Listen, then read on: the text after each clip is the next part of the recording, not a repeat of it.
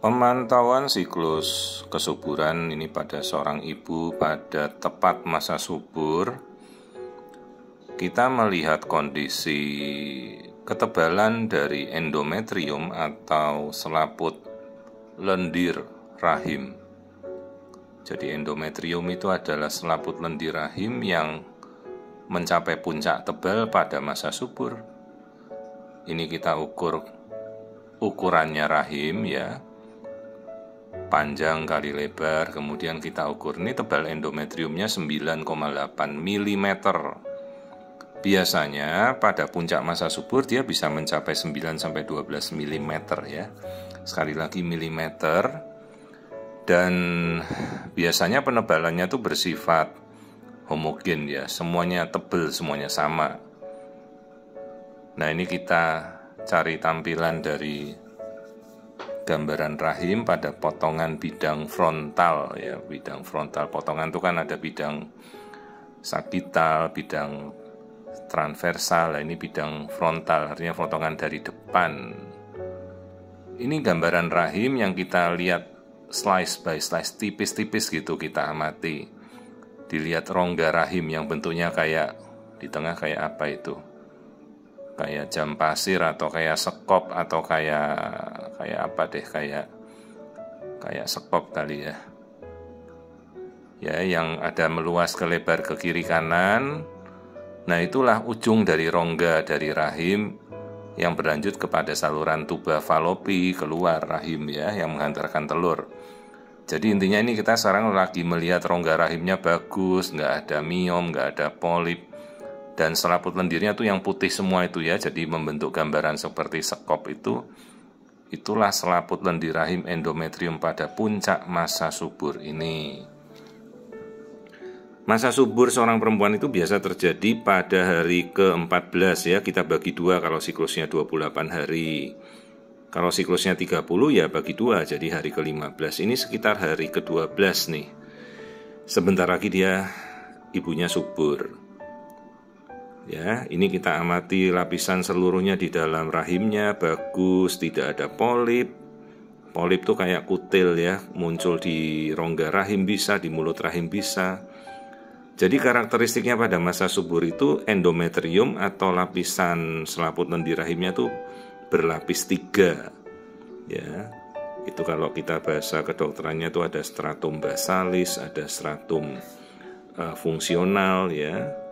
Jadi dia mencapai puncak ketebalannya pada masa subur ini. Nah, tadi kita ukur sudah 9 mm, jadi tebal sekali, bagus. Itu kalau terjadi pembuahan, embrionya mau nempel dengan baik. Terus ini kita lihat yang hitam itu telur, sel telur. Kalau bahasa kedokterannya adalah ovum. Kalau inti sel telur namanya oocyte. Nah, kita bisa menghitung berapa biji telur yang matang. Logikanya setiap ovulasi hanya 1 ya. Dan puncak pematangan telur itu nanti dia bisa mencapai ukurannya 2 cm. Ya, ingat 2 cm atau 20 mm. Nah, ini kita suruh alat yang ngitungin ya, kita repot bener mau ngitung jumlah telur ya, suruh aja alatnya yang menghitung.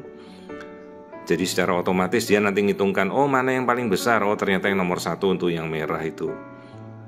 Jadi itulah puncak telur ibunya matang. Berarti kalau sudah mencapai ukuran paling besar seperti itu ya, ini sekitar mencapai 2 cm, mungkin 1, lebih ya, 1,4 ya. Berarti sebentar lagi itu akan ovulasi.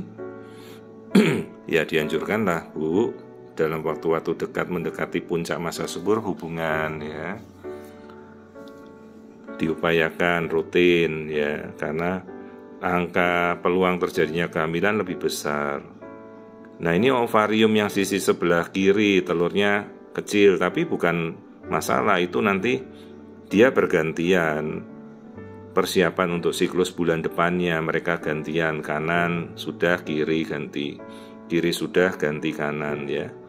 Jadi 1 bulan itu biasanya 1 kali ovulasi saja. Indung telurnya bisa di kanan atau kiri. Nah, ini yang indung telur kirinya tuh telurnya kecil ya. Tapi itu telur cadangan, itu nanti telurnya akan gantian ovulasi pada siklus bulan depannya ya. Jadi ini kita sudah lihat, inilah ibunya pada masa subur. Kira-kira hari ke-12 sebentar lagi ovulasi. Ini saya dorong-dorong tidak ada perlengketan. Hamil belum pernah hamil ya, ini baru ibunya baru mencoba untuk berusaha hamil. Ya mudah-mudahan cepat, karena saya tidak melihat ada kendala apa-apa di rahimnya, tidak ada kista. Kalau arah rahimnya dia belok ke belakang, istilahnya retrofleksi, normal-normal saja. Jadi arah rahim perempuan itu ada yang ke depan, antefleksi 50%, terus 50% ada yang ke belakang atau retrofleksi, itu nggak masalah ya. Jadi ini kondisi pemantauan masa subur dari seorang ibu pada siklus hari ke-12 ya, semuanya normal.